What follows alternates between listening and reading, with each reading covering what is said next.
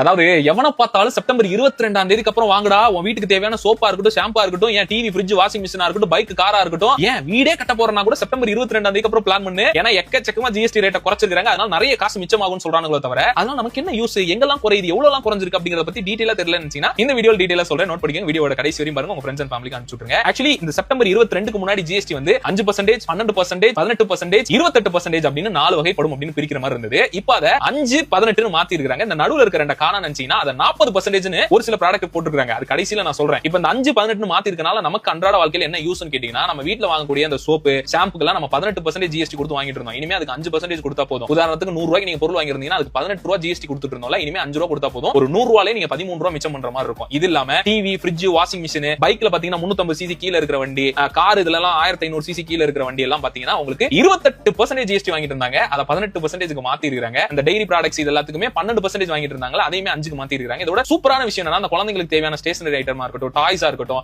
அப்புறம் பெண்களுக்கான சானிட்டரி பேடா இருக்கட்டும், இன்சூரன்ஸா இருக்கட்டும், இதுக்கெல்லாம் 5ல இருந்து 18% ஜிஎஸ்டி இருந்தது. அதை 0வாவும் மாத்தி இருக்காங்க.